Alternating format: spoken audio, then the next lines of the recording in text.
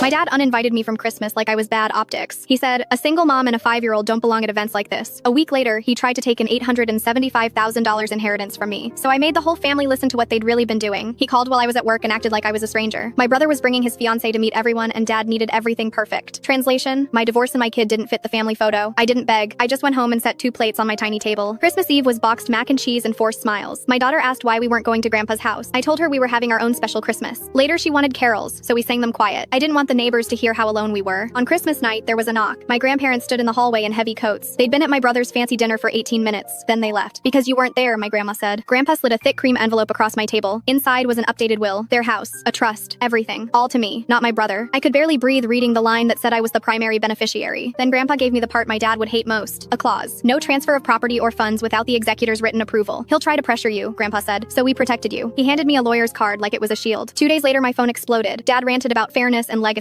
Mom texted like I'd committed a crime. My brother called 5 times, always careful, always pretending he was neutral. Then the lies started leaking out into the world. Old friends asked if I could make rent. A neighbor offered me a loan. A coworker warned me my brother was telling people I was unstable and couldn't manage money. They weren't just mad, they were building a story. And then my mom used my daughter. She FaceTimed my kid's iPad. My 5-year-old answered because Grandma's face was smiling on the screen. I sat down beside her and listened as my mom, sweet as syrup, said, sometimes mommy makes mistakes. Then she told my daughter I took something from my brother and good girls tell their mom to do the right thing. When I ended the call, my daughter cried and asked if I stole. That's when I stopped being nice. Mom texted the solution. A mandatory family dinner. Private room. This is not optional. I knew it was an ambush, so I said I'd be there. And I started recording everything. The room was set up like a trial. 14 chairs. 1 empty in the center. Mine. Dad sat at the head like a judge. My brother stared at his plate. His fiancée smiled like a manager about to align priorities. Dad dropped a stack of papers in front of me. Sign the deed over to your brother. You keep the trust. Everyone wins. I didn't touch the pen. No, he leaned in. Love means sacrifice. His fiancée chimed in, calm and condescending. Taxes. Maintenance. You can't handle that. Take the cash. Dad's voice got harder. Sign. I stood up and pulled out my phone. Before I leave, I said, you should hear what you've been saying. Slow motion kicked in. I hit play and my dad's voice blasted the room. You manipulated them. They're old. Patrick deserves that house. Faces froze. Fork stopped midair. Next recording. My mom, honeyed and cruel. Tell mommy taking things that don't belong to her is wrong. My daughter's name hit the table like broken glass. Last recording. My dad again. Ice cold. If you don't sign, the family won't see Emma. I will call her and explain your bad choices. No one spoke. There was nothing left to spin. Dad opened his mouth anyway, and the door behind him opened. A man in a gray suit stepped in with a briefcase. Ernest Caldwell, executor of Joseph and Helen's estate. My dad went pale. Caldwell looked at the papers, then at my father. Any transfer requires my written consent. You will not get it. He scanned the room. Keep harassing her and we'll discuss restraining orders. Suddenly, nobody cared about tradition. Nobody cared about my brother being the oldest son. They just stared at my dad like they'd finally seen him. I left the unsigned documents on the table and walked out. My brother whispered, I didn't know they went after your kid. I didn't answer. I was done translating cruelty for grown adults. That night, I tucked my daughter in and said the only truth she needed. Mommy didn't steal. Mommy said no. And for the first time, I believed I was allowed to.